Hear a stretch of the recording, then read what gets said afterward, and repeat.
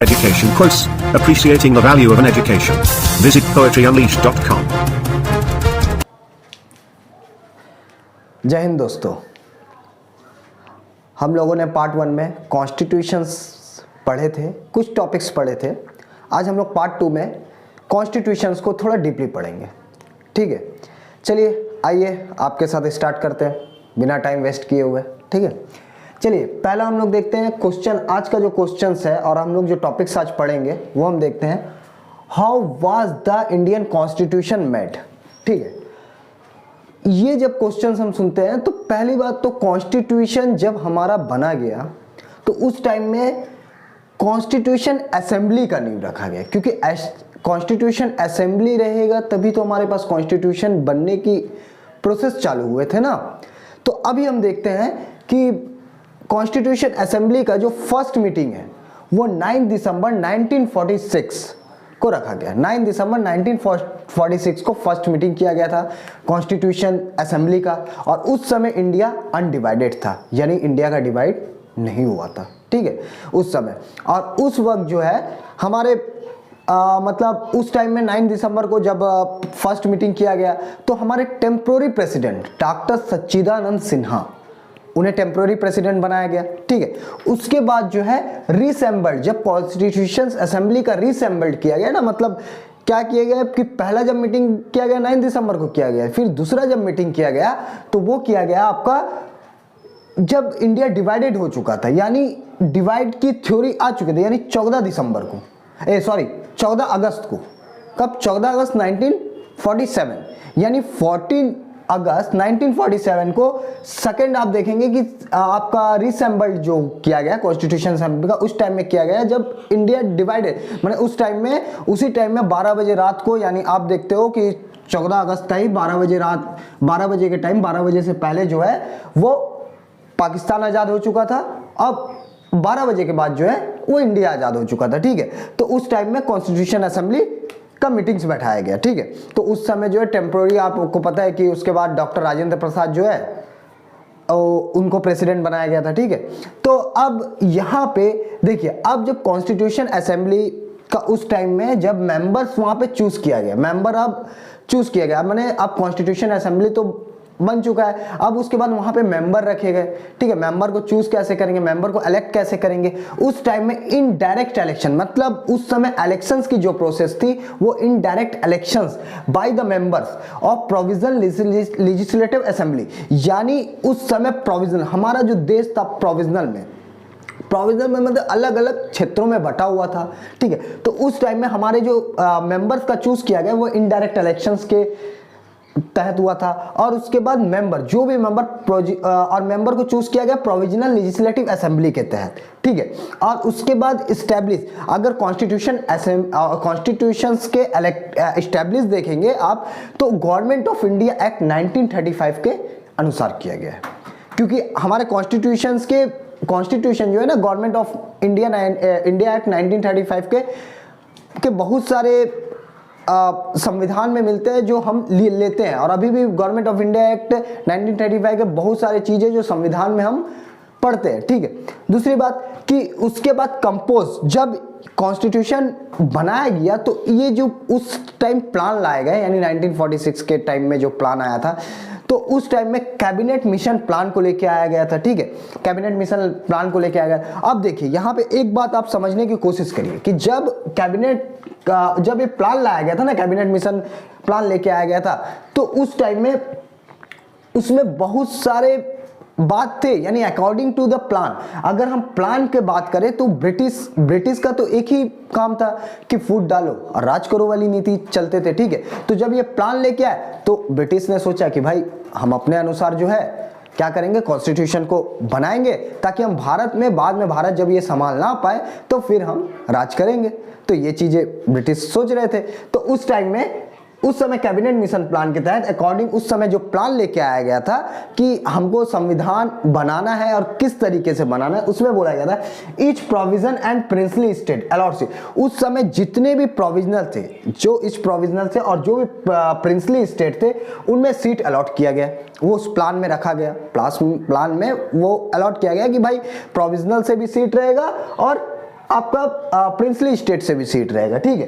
तो उसका प्रोविजनल में क्या आते थे, ब्रिटिश रूल, जो जहां जहां ब्रिटिश रूल थे वो प्रोविजनल्स के सीट हम देखते हैं। तो उस टाइम में 292 मेंबर्स का इलेक्ट हुआ था प्रोविजनल सीट में, ठीक है, मेंबर्स का। और उसके बाद जब अलॉट किया गया था ना ये सीट को, देखिए जब प्रोविजनल और प्रिंसली स्टेट के सीट को अलॉट किया गया था वहां पे रेशियो कैसा रखा गया था, 1:10 का रेशियो रखा गया था। आप देखोगे तो 1:10 का रेशियो रखा गया था। अब 1:10 मतलब यहाँ पे 10 लाख जनसंख्या में, 10 लाख पॉपुलेशंस में एक जन रिप्रेजेंट करेंगे, एक जन क्या करेंगे, रिप्रेजेंट करेंगे, ऐसा सीट रखा गया था। जिस तरह अभी सोच लीजिए कि मिदनापुर या कोई भी एक जिला पकड़ लीजिए या कोई भी एक जगह पकड़ लीजिए जहां पे 10 लाख का पॉपुलेशन हो और एक जन रिप्रेजेंट कर रहे, तो वैसे ही रेशियो यहां पे रखा गया था, 1:10 का रेशियो रखा गया था, ठीक है। दूसरी बात कि प्रिंसली स्टेट, उस समय प्रिंसली स्टेट से 93 सीट अलॉट किया गया था। प्रिंसली स्टेट मतलब जहां पे रियासत थे, यानी रियासतें, जहां पे रियासतें राज्य थे वहां पे 93 सीट्स अलॉट किया गया था। अब इस सीट्स का डिस्ट्रीब्यूशन कैसे किए गए थे, सीट का डिस्ट्रीब्यूशन किया गया था मुस्लिम, सिख और जनरल, मुस्लिम, सिख और जनरल, मतलब उस समय जो है मुस्लिम के अलग सीट्स आए, जनरल को मुस्लिम के अलग सीट, सिख के अलग सीट और जनरल के जो है अलग सीट दिए गए। तो अब यहाँ पे जनरल में सब आ जाते हैं, जैसे हिंदू थे, बुद्ध से, ठीक है, उसके बाद जैनिज्म थे, जो जितने भी आते हैं वो जनरल में आ जाते हैं, ठीक है। तो ये सारे ऐसे सीट का डिस्ट्रीब्यूशन किए थे मतलब ब्रिटिशर हमारे।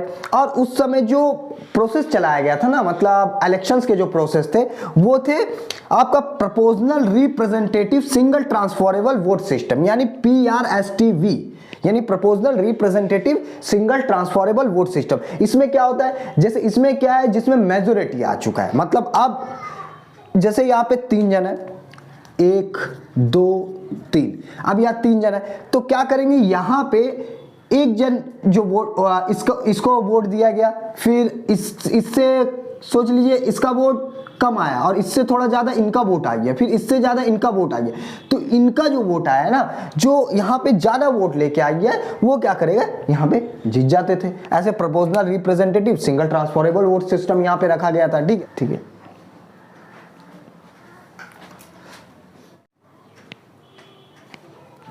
देखिए माउंटबेटन प्लान क्या है, माउंटबेटन प्लान के तहत ही जो है पार्टीशंस का नींव रखा गया हमारे यहाँ, ठीक है। माउंटबेटन प्लान के तहत जब पार्टीशंस का नींव रखा गया तब मुस्लिम लीग जो है, मुस्लिम लीग ने क्या कहा कि भाई हमें अलग राष्ट्र चाहिए, हमें अलग राष्ट्र चाहिए। तो माउंटबेटन प्लान के तहत जो है डिवाइड, हमारा जो है मतलब भारतवर्ष को डिवाइड किया गया, ठीक है। उस टाइम में 3 जून 1947 को माउंटबेटन प्लान के तहत जो है पाकिस्तान अलग होने की बात कही गई। अब उस टाइम में टोटल स्ट्रेंथ, देखिए जब उस टाइम में इलेक्शंस हो रहा था तो टोटल स्ट्रेंथ था हमारा कॉन्स्टिट्यूशन असेंबली का कितना, 389 था टोटल स्ट्रेंथ आपका कॉन्स्टिट्यूशन असेंबली का। लेकिन जस्ट क्या हुआ था कि हमारे यहाँ पे जब बंटवारा का जब सिचुएशंस पैदा हो गया तब हमारे यहाँ पे जो 389 सीट्स थे वो क्या हुए, हमारे यहाँ कम हो गए, ठीक है। उसके बाद देखिए यहाँ पे 296 अलॉट किए, जब हमारे 389 सीट कैसे बटे थे, 389 सीट्स के बारे में हम बता रहे हैं। 389 जो था इसमें 296 जो सीट थे ये थे आपका प्रोविजनल स्टेट का था, यानी ब्रिटिश इंडिया के, ठीक है, ब्रिटिश इंडिया मिक्सअप थे। और इसके बाद यहाँ पे 93 जो सीट्स था वो प्रिंसली स्टेट का था, ठीक है। अब यहाँ पे ऐसे डिवाइड था, लेकिन जस्ट पार्टीशंस के बाद यानी रेड्यूस हुआ, आफ्टर पार्टीशंस के बाद क्या हुआ, रेड्यूस हुआ कितना बच गया हमारे यहाँ का सीट, 299। अब 299 में जो है 229 जो सीट्स था ये ब्रिटिश प्रोविजंस का था, और जो हमारे यहाँ पे 70 सीट था ये था प्रिंसली स्टेट का, ठीक है। तो ऐसे हमारे 299 सीट्स में हमारा फिर कॉन्स्टिट्यूशन बनना शुरू हुआ, ठीक है, कॉन्स्टिट्यूशन के असेंबली का गठन हुआ। अब इसके बाद कॉन्स्टिट्यूशन असेंबली को जो है अडॉप्ट किया गया कॉन्स्टिट्यूशन, बाद में तो फिर कॉन्स्टिट्यूशन की प्रक्रिया फिर हुई, कॉन्स्टिट्यूशन बना है, ठीक है, उसका प्रक्रिया शुरू हुई कि कॉन्स्टिट्यूशन बनाए कैसे जाएंगे आजाद होने के बाद हमारे देश का, ठीक है। तो उसके बाद कॉन्स्टिट्यूशन असेंबली का जो अडॉप्ट किया गया था इसको 26 नवंबर 1949 को, और इसमें जो 26 नवंबर 1949 को अडॉप्ट किया गया था, और इसमें जो है 395 आर्टिकल्स जोड़ा 395 आर्टिकल्स है हमारे कॉन्स्टिट्यूशन में बनाए गए, 22 पार्ट्स और 8 शेड्यूल के साथ हमारा कॉन्स्टिट्यूशन बनके तैयार हुआ। ठीक है, और जस्ट अभी अगर आप रिसेंटली देखें तो 395 नहीं, आज हमारे यहाँ पे 460 चला गया आर्टिकल्स। ठीक है, अभी हमारे 22 पार्ट नहीं है, 25 पार्ट है, और उसके बाद 8 शेड्यूल नहीं है, अभी हमारे 12 शेड्यूल है, और आर्टिकल जो है 460 के पार हो चुका है, या 460 ऐसे। अब देखिए यहाँ पे 284 मेंबर। अब जब ये चीज हम देख लिए कि भाई 395 आर्टिकल्स, 22 पार्ट और 8 शेड्यूल के साथ हमारा कॉन्स्टिट्यूशन बनके तैयार हो गया, उसके बाद 284 मेंबर जो है, जब 24 जनवरी 1950 को 24 जनवरी 1950 को इसको फोर्स में लाया गया, कॉन्स्टिट्यूशंस को लागू किया गया, फाइनली पास किया गया। उस वक्त में कितने मेंबर्स वहां उपस्थित थे पार्लियामेंट में? 284 मेंबर जो है पार्लियामेंट में उपस्थित थे, यानी आपका 299 मेंबर्स में 284 मेंबर्स जो है पार्लियामेंट में उपस्थित थे और एक्चुअल प्रेजेंट थे वो लोग। और कॉन्स्टिट्यूशन उसके बाद साइन होके जो है यहाँ पे राष्ट्रपति के सिग्नेचर होके कॉन्स्टिट्यूशनल फाइनल पास किया गया। ठीक है, ओके। उसके बाद इसे बनने में कितना वक्त लगा कॉन्स्टिट्यूशन को बनने में 2 years 11 month and 18 days वक्त लगा कॉन्स्टिट्यूशन को बनने में। और आप लोग को पता है कि उस समय का ड्राफ्टिंग कमेटी के अध्यक्ष कौन थे उस टाइम में जो कॉन्स्टिट्यूशन बना रहे थे? डॉक्टर भीमराव अंबेडकर जी। ओके, तो ये है आपका पार्टीशंस के माउंटबेटन प्लान से किस तरह पार्टीशंस हुआ। उसके बाद हम यहाँ देखें कि किस तरह अलॉट हुआ, सीट्स वगैरह का कैसा स्थिति है। ठीक है,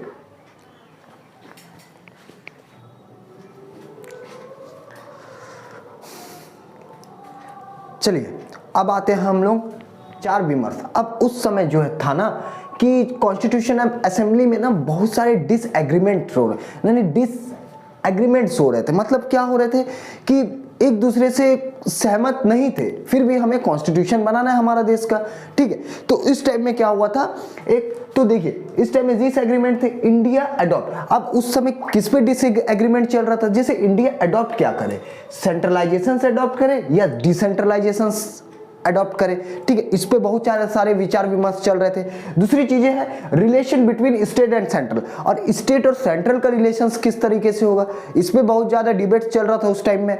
और साथ में जब कॉन्स्टिट्यूशन असेंबली में जब बातें हो रही थी, पार्लियामेंट में जब बैठ रहे थे इसका, तो पावर ऑफ द जुडिशरी, अब जुडिशरी का किस तरीके से पावर होगा, यानी आपका सुप्रीम कोर्ट का कैसा रहेगा, आपका जिला न्यायालय का कैसा रहेगा, या आपका स्टेट का हाई कोर्ट का कैसा रहेगा, ये सारे विचार विमर्श उस समय चल रहे थे। उसके बाद प्रोटेक्ट प्रॉपर्टी राइट्स। अब प्रोटेक्ट माने सबकी प्रॉपर्टी राइट्स जो आपको फंडामेंटल राइट्स में मिलते हैं, प्रॉपर्टी राइट्स से, अब इसको किस तरह से प्रोटेक्ट किया जाएगा, इस पे ग्रेट डिबेट चल रहा था। हमारे यहाँ पे बहुत सारे डिबेट चल रहे थे सब विद्यमान लोगों के बीच में। ठीक है, जो कॉन्स्टिट्यूशन असेंबली में जितने लोग थे।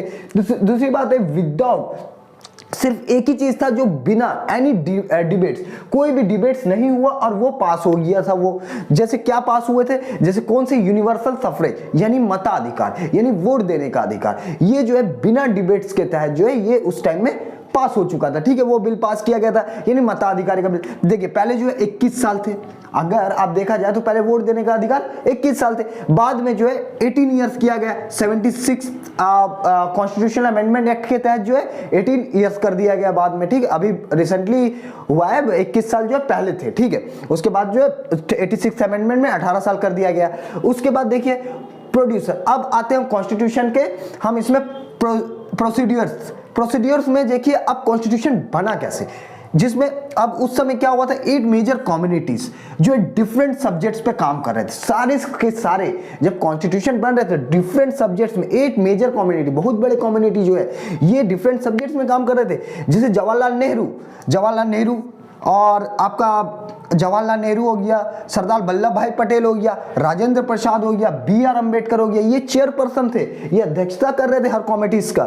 ठीक है, लेकिन हाँ ये थे कि नॉट एग्री, मतलब कोई एग्री नहीं थे, बहुत सारे थिंग्स, बहुत सारे विचार में ये लोग एक दूसरे से एग्री नहीं हो रहे थे उस टाइम में। ठीक है, दूसरी बात है अंबेडकर बहुत ही कठोर आलोचक थे। अब कठोर आलोचना कर रहे थे, ये किनकी आलोचना कर रहे थे, कांग्रेस और गांधी जी। कांग्रेस के और गांधी जी का आलोचक थे। क्यों आलोचक थे? क्योंकि भाई शेड्यूल कास्ट, और इनका कहना था कि ये लोग कांग्रेस और गांधी जी जो शेड्यूल कास्ट या नीचे क्लास के तबके को ज्यादा नहीं देखते हैं, इसके लिए कठोर आलोचक थे। उस समय पटेल और नेहरू के बीच में भी बहुत डिसएग्री चल रहा था, यानी मैनी इश्यूज के ऊपर क्या हो रहा था, दोनों के आपस में मेल जोल नहीं खा रहे थे, ठीक है। उसके बाद भी हमारा संविधान जो है वो प्रोसेस चलता रहा और हम लोग जो है एक साथ मिलकर संविधान को जो है संविधान का निर्माण प्रक्रिया में साथ दिए। तो अब देखते हैं और टॉपिक्स देखते हैं। Inheritance of the nationalist movement. अब उस टाइम का इनहेरिटेंस मतलब अब देखिए यहाँ पे जो है ना इनहेरिटेंस नेशनल मूवमेंट को लेके आया गया था। नेशनलिस्ट मूवमेंट मतलब एक तरीके से इनहेरिटेंस मतलब विरासत को लेके आए थे नेशनलिस्ट मूवमेंट के, जिसे ऑब्जेक्टिव रेजुलेशन उस टाइम में पास किया गया था। अब ऑब्जेक्टिव रेजुलेशन किसके द्वारा लाया गया था? जवाहरलाल नेहरू के द्वारा लाया गया था। अब इनका एम क्या था? एम यही था कि असेंबली यानी असेंबली का माने कॉन्स्टिट्यूशन असेंबली के में इसको लाना इनका एम था। और कॉन्स्टिट्यूशन असेंबली में एक तरीके से यहाँ पे नेहरू जी ने 13 दिसंबर 1946 को इसको लेके गए और यहाँ पे बात रखा एस्पिरेशंस और वैल्यूज का। एस्पिरेशन माने इच्छा और वैल्यूज मतलब उनका महत्व क्या रहेगा, इस बारे में वहां पे बात की। ऑब्जेक्टिव रेजुलेशन में इच्छा और महत्व के बारे में, कॉन्स्टिट्यूशन के इच्छा और महत्व के बारे में यहाँ पे बात चला। उसके बाद यहाँ पे जो रेजुलेशन का बेस था, रेजुलेशन का बेस की बात करें तो रेजुलेशन के बेस में यहाँ पे जैसे ये न्यू डायरेक्शन मतलब एक तरीके से ऑब्जेक्टिव रेजुलेशन में बोला गया कि ये न्यू डायरेक्शन है, कॉन्स्टिट्यूशन हमारे न्यू डायरेक्शन देंगे। जिस तरीके से हमारे यहाँ पे इक्वलिटी पे जोर दिया गया, लिबर्टी पे जोर दिया गया, डेमोक्रेसी पे जोर दिया गया और सॉर्वेनिटी पे जोर दिया गया, विश्व प्रेम की भावना जगाया गया। तो हमारे यहाँ पे समानता, उदारवादी, डेमोक्रेसी, लोकतंत्र और सॉर्वेनिटी, संप्रभुता और विश्व प्रेमी, ये सब चीजों पे हमारा यहाँ पे कॉन्स्टिट्यूशन में ज्यादा जोर दिया गया। और हम लोग जो कॉन्स्टिट्यूशन बने तो ये सब जो है हमारे एक हिस्सा रहे, ये चीज के बारे में बात किया।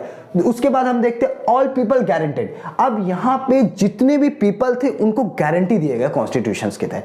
क्या गारंटी दिए गए? सोशल जस्टिस, पॉलिटिकल जस्टिस और इकोनॉमिक जस्टिस, ये सारे लोगों को गारंटी दिया गया कि ये जरूर मिलेगा, ठीक है। तो ये कॉन्स्टिट्यूशन हमें ये गारंटी दिया गया। उसके बाद इक्वलिटी ऑफ स्टेट, और सबको बोला गया कि सबको समान अधिकार मिला जाएगा। स्टेटस के मामले में सब समान, सबको स्टेटस, अपॉर्चुनिटी के मामले में सबको समानता दिया जाएगा, इक्वलिटी दिया जाएगा, समान दिया जाएगा। उसके बाद अब अगर देखेंगे तो फ्रीडम ऑफ फंडामेंटल, जो हमारे यहाँ पे फंडामेंटल फंक्शंस होते हैं, उसमें देखिएगा कि फ्रीडम ऑफ स्पीच, हमारे यहाँ पे फ्रीडम ऑफ स्पीच पे काम किया कॉन्स्टिट्यूशन में। फ्रीडम ऑफ स्पीच मतलब आपको कुछ भी बोलने का अधिकार है। आप प्रधानमंत्री को कुछ बोल रहे हैं या आप चीफ मिनिस्टर को बोल रहे हैं, एमपी को बोल रहे हैं, एमएलए को बोल रहे हैं, कुछ भी बोल रहे हैं और उनका काम को आलोचना कर रहे हैं या काम को सराहना दे रहे हैं, वहां फ्रीडम ऑफ स्पीच हमारे पूरे दिए गए देश में, ठीक है। उसके बाद बिलीफ पे काम किया गया, फेथ पे, वर्शिप पे, पूजा पाठ, सबको अपना अधिकार है कि भाई सब अपने तरीके से भगवान की पूजा कर सकते हैं। कोई चाहे अल्लाह को मान सकते हैं, कोई चाहे आपको राम, जय श्री राम बोल सकते हैं, कोई चाहे तो अल्लाह अकबर बोल सकते हैं, सब अपने अपने तरीके से मान सकते हैं। दूसरी बात है कि कॉन्स्टिट्यूशन असेंबली जो है हमारे बैलेंस किया गया। कॉन्स्टिट्यूशन असेंबली और एक चीज था कि ये इंस्टीट्यूशंस का बैलेंस बनाए रखा। जैसे इंस्टीट्यूशंस का बैलेंस मतलब हमारे पास 3 इंस्टीट्यूशन जो है बैलेंस करके चलते हैं, ठीक है। आज देखिए 3 इंस्टीट्यूशंस का वर्क फंक्शंस बहुत ज्यादा था। मैंने जब फर्स्ट पार्ट में कवर किया था कॉन्स्टिट्यूशन के बारे में, उसमें मैंने बताए थे आपको थोड़ा सा कि लेजिस्लेचर, एग्जीक्यूटिव और जुडिशरी, ये हमारे 3 इंस्टीट्यूशंस है। यानी लेजिस्लेचर जहां पे कानून बनाया जा रहा है, यहाँ पे एग्जीक्यूटिव जहां पे कानून का पालन करवाया जा रहा है, और जुडिशरी अगर वो नियम तोड़ रहे हैं, लॉ तोड़ रहे हैं तो उसको दंड दिया जा रहा है। तो ये हमारे कॉन्स्टिट्यूशन असेंबली में जो है ये बात रखा गया और इससे जो है बैलेंस किया गया, ठीक है, हमारे लेजिस्लेचर, एग्जीक्यूटिव और जुडिशरी से, ठीक है। उसके बाद देखिएगा कि हमारे यहाँ पे ना कॉन्स्टिट्यूशन में बहुत सारे देशों के साथ, बहुत देशों के कॉन्स्टिट्यूशंस को लेके माने कॉन्स्टिट्यूशन से बहुत सारी चीजों को लिए है और उसके बाद जो है हमारे कॉन्स्टिट्यूशन का भाग बनाया गया है, ठीक है। कॉन्स्टिट्यूशन में लाया गया है, बहुत सारी चीजों से लिए गए हैं, ठीक है। इरिश कॉन्स्टिट्यूशन से लिया गया है, ब्रिटिश कॉन्स्टिट्यूशन, यूएसए के कॉन्स्टिट्यूशन से लिया, बहुत सारे भागों को लिया गया है। आप चैप्टर के लास्ट में देखिएगा उसमें दिया हुआ होगा, ठीक है, तो आप उसको पढ़ लीजिएगा। और यहीं से जो है हम लोगों ने क्या क्या कवर कर दिया, देखिए डेलिब्रेशंस कवर कर दिया हम लोगों ने। उसके बाद यहाँ पे प्रोड्यूस कानून कैसे बनाया गया है, साथ में हम लोग ने देखा कि 8 मेजर कम्युनिटीज किस तरीके से काम कर रहे हैं। उसके बाद किस तरह से ऑब्जेक्टिव रेजुलेशंस असेंबली में लेके आया गया। उसके बाद हम लोगों ने देखा कि पीपल्स को क्या क्या गारंटीज दिए गए, सोशल, पॉलिटिकल, इकोनॉमिकल जस्टिस की बात किया गया, यहाँ पे इक्वलिटी ऑफ स्टेटस की बात किया गया, अपॉर्चुनिटीज की बात किया गया, फ्रीडम ऑफ स्पीच की बात किया गया, बिलीफ, फेथ, ये सब के बारे में बात किया गया। और जो बैलेंस, हमारे बैलेंस इंस्टीट्यूशंस का, जो कॉन्स्टिट्यूशन असेंबली का जो हमारे बैलेंस करते हैं, जैसे लेजिस्लेचर, एग्जीक्यूटिव और जुडिशरी, इन तीनों के बारे में हमने बात किया। तो ये सारे आप लोग ध्यान में रखिएगा और अच्छे से पढ़िए और अच्छे से रहिए, आप लोग स्वस्थ रहिए। थैंक यू, जय हिंद।